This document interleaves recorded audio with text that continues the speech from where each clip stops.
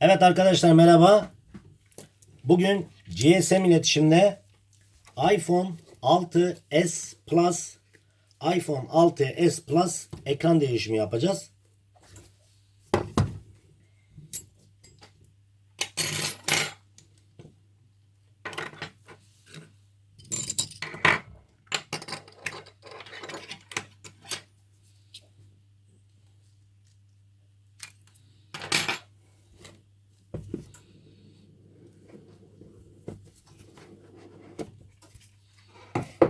Evet, gördüğünüz gibi bildiğiniz paramparça olmuş iPhone 6s Plus. Bunun ekran değişimini yapacağız arkadaşlar hep beraber. Öncelikle alttaki iki vidasını açıyoruz. Bütün iPhone'larda olduğu gibi.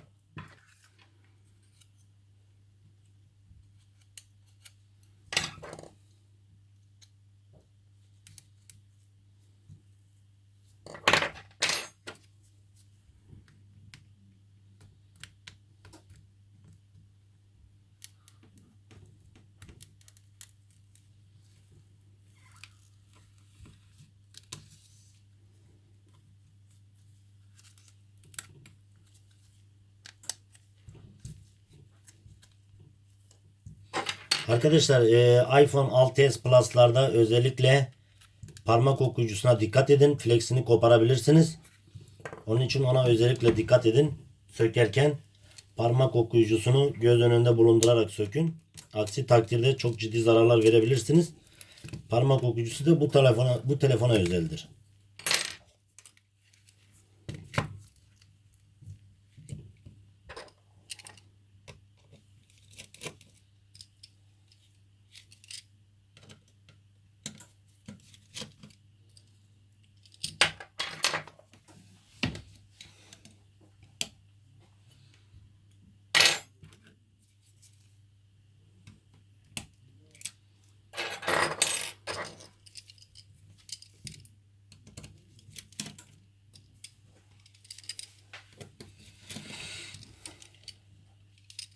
Arkadaşlar hangi vidayı nereden söktüğümüze dikkat edelim.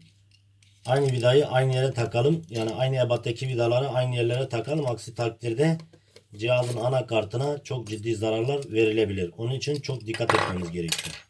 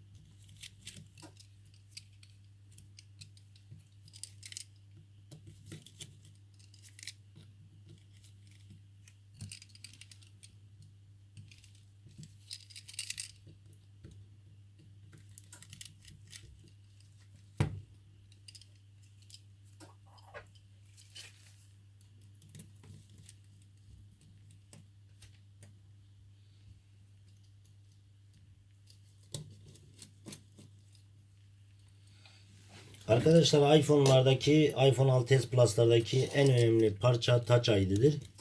Touch ID'ye dikkat edelim arkadaşlar.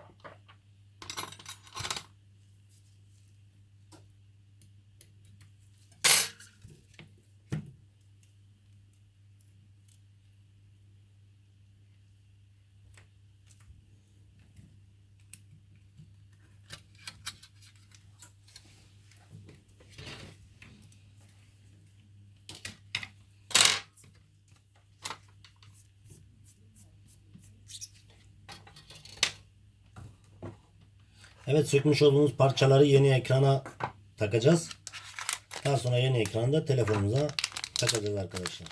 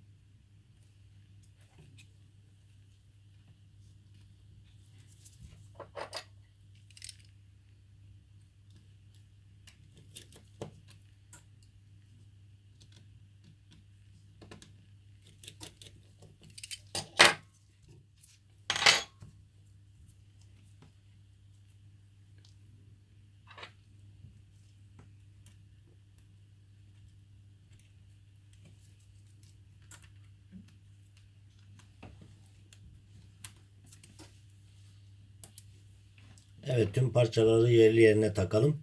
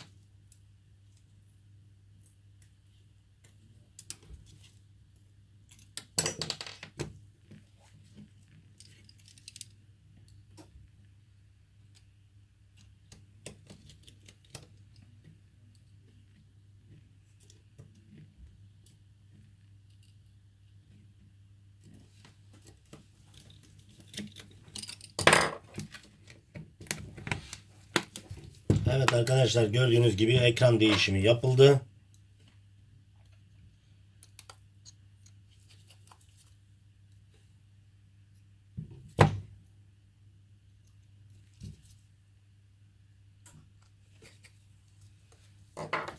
Evet, cihazı açalım.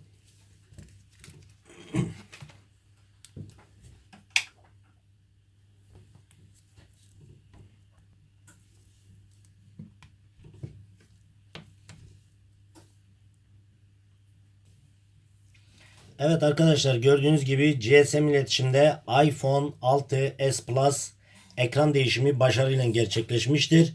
İzlediğiniz için teşekkür ederim arkadaşlar.